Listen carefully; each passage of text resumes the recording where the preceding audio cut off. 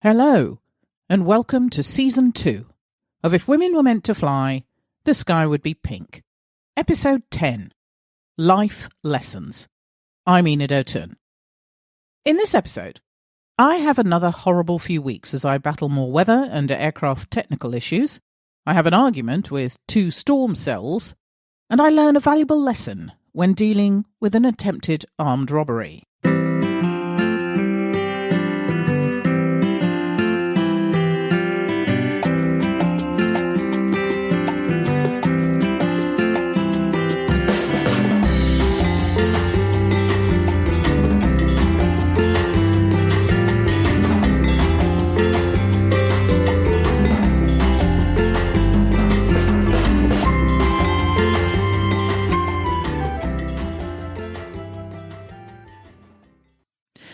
You know those weeks or months in your life where everything goes disastrously wrong?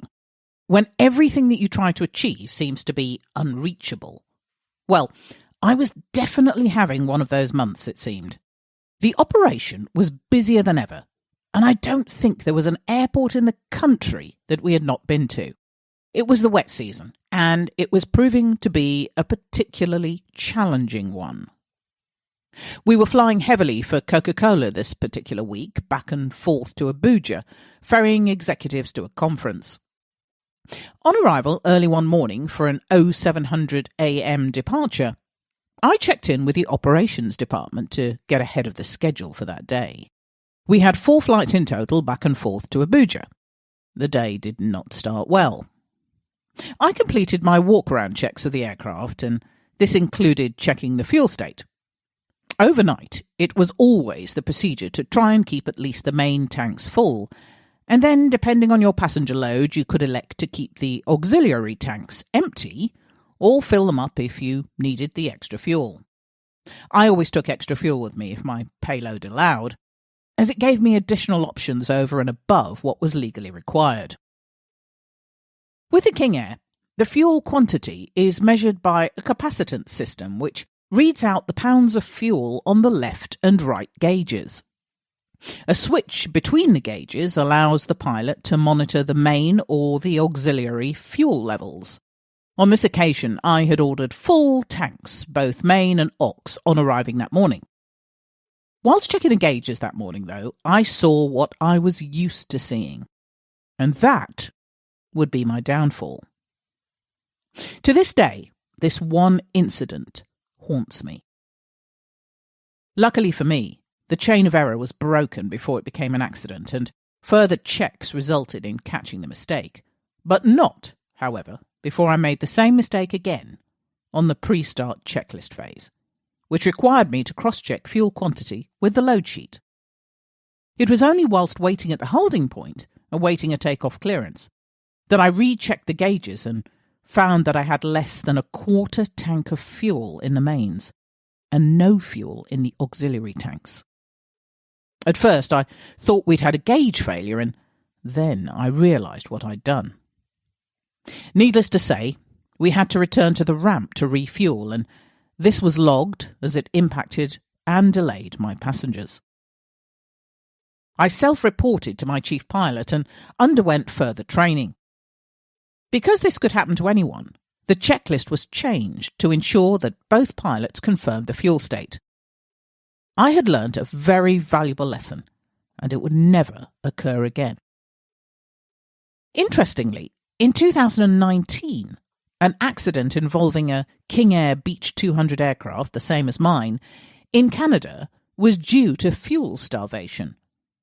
The flight crew were repositioning the aircraft from Winnipeg, Manitoba to Nunavut, Manitoba, with a captain and a captain under training on board, as well as 2 flight nurses, as this was an air ambulance aircraft.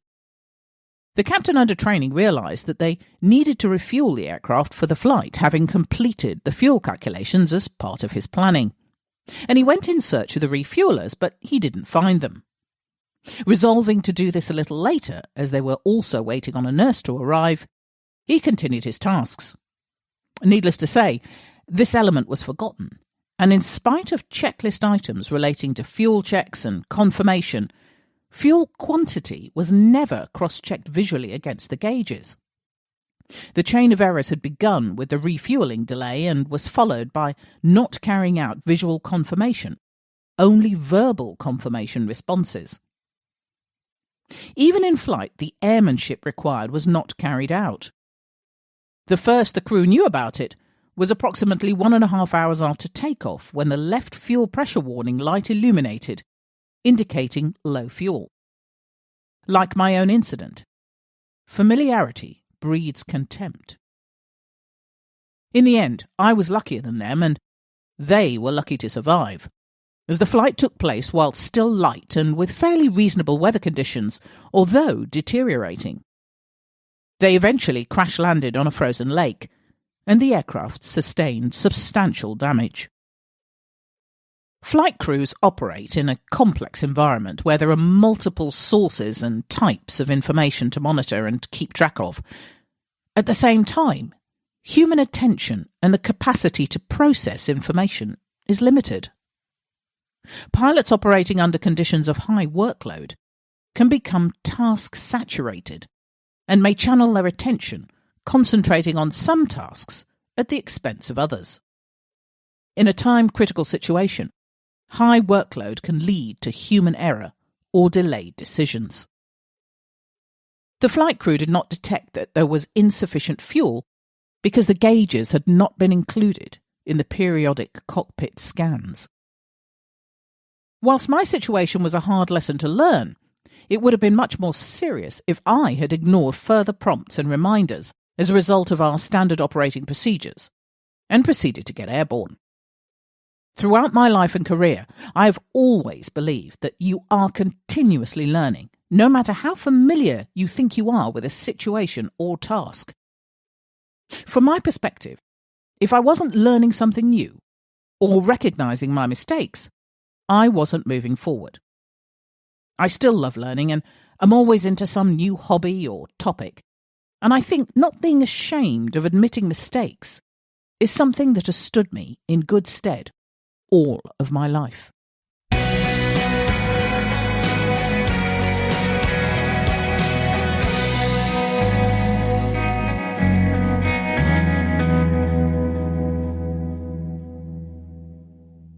For a few months, we were flying multiple sectors just between the old and the new capital, Lagos and Abuja. We would depart Lagos and run a series of flights back and forth. As you can imagine, this was tiring and mundane, but it was a job that had to be done. We had already completed 6 sectors, and as late afternoon rolled in, we were ready to depart for our final sector, outbound to Abuja for a night stop. There were pockets of thunderstorms in the area, and I wanted to be airborne ahead of the deteriorating weather as soon as possible. Luckily, our passengers were on time, and we were refueled, recatered, and loaded in good time. As we taxied out to the holding point to await our air traffic control clearance, I could see large cumulonimbus clouds all around the airport. It looked like we would be diverting round a number of them. After takeoff, we turned right to pick up our course. The weather radar showed large areas of thunderstorms moving in from the east, so between the radar and visual confirmation, I tried to pick up a course through it. Climbing through 15,000 feet, I spotted a gap between 2 storm cells and turned towards it in the hope of getting through and resuming course. All looked good. That was until both storm cells merged and cut off my escape route. We would just have to hang on until we punched through it. Tropical storm cells moved quickly, and so would we. As we were in between the cells as they joined forces, we had one more gift. Lightning. Lightning moved cloud to cloud or cloud to ground. In any case, given that we were currently in between the 2 merging cells, it struck cloud to aircraft with the loudest of cracks. The aircraft lit up like a Christmas tree, and the smell of burning was quite intense. I concentrated on a steep climb in order to get above the intensity of the storm. This wouldn't be the first time that I'd been struck, and I was sure it wouldn't be the last. However, it was never a pleasant experience. We punched out the other side as we climbed through 20,000 feet. we had momentarily stopped being tossed around like a twig, and I was able to get a look outside the aircraft. A Beechcraft King Air is equipped with 19 static wicks attached to areas of the airframe. Now, static wicks are long, thin extensions that are attached to the outboard trailing edges of the wings and horizontal and vertical stabilizers to dissipate the static electricity that can accumulate in flight. Indications of static electricity can include erroneous instrument readouts and or weak radio transmissions. Without them, static electricity builds up and can sometimes be visible, which results in the phenomenon that is St. Elmo's fire. Once we had been struck, we were actually bathed in St. Elmo's fire, which immediately made me think that our static discharge wicks had been compromised in some way. Little did I know. Our remaining journey had been uneventful and smooth as we flew north and away from the advancing storms that day.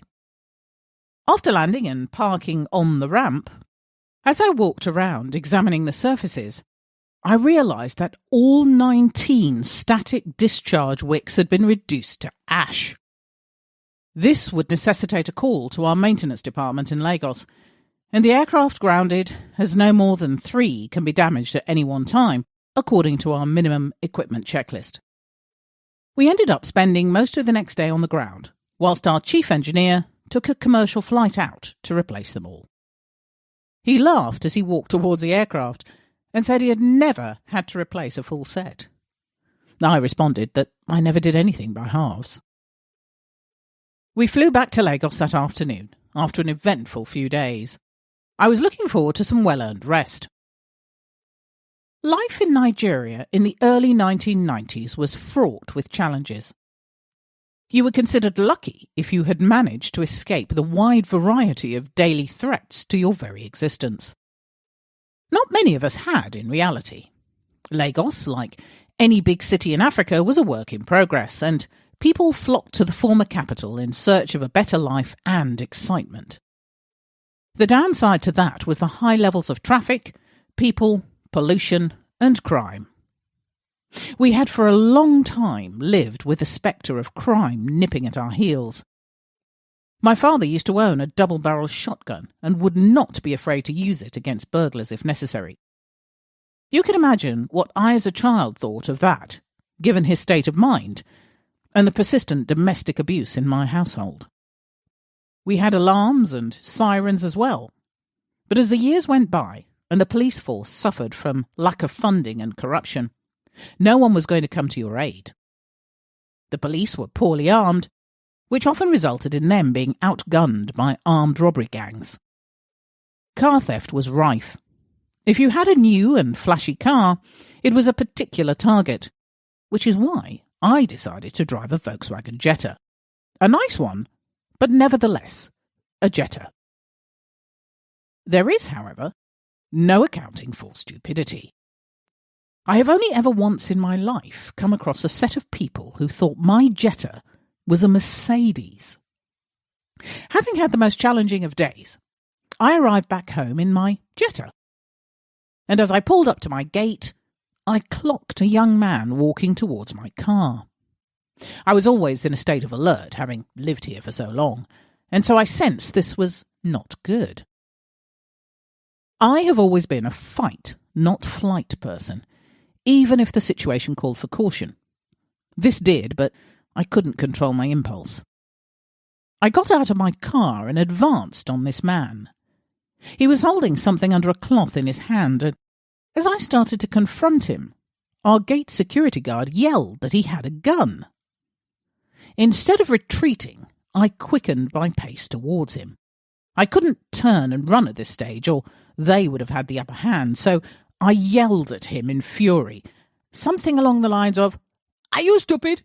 You want to steal my car? Seriously? My car? Over my dead body?" Of course, this could well have been the case had he not decided that this completely mad woman advancing on him in full uniform was unusual. After all, most of his victims ran away or he shot them. Luckily for me, he possibly decided that I was either too mad, too unpredictable, or all of the above. Either way, he turned and ran, which was just as well, as by now people had gathered and were sensing a good beating coming on as they turned and chased after him. Such is the Nigerian way. Once in my flat, I looked down at my hands and started shaking. My heart threatened to beat right out of my chest as the adrenaline coursed through me. I was a tough cookie born of years of abuse, but I was not invincible. And one day, I thought, I might just learn the hard way. Thank you for listening. As always, your reviews and comments are very much appreciated. Thank you to Lucy Ashby for the editing of this episode. If you would like to ask a question or make a comment, please do so on our social media sites. We're on Instagram, Facebook and Twitter. Or send us an email. Our email address is theskyIspinkpilot@gmail.com. Or visit our website, www.skyispink.co.uk. In the next episode, I have an argument on the ramp with a chief executive officer of Shell Petroleum.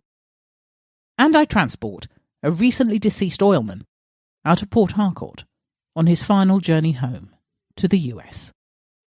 Thank you, and goodbye.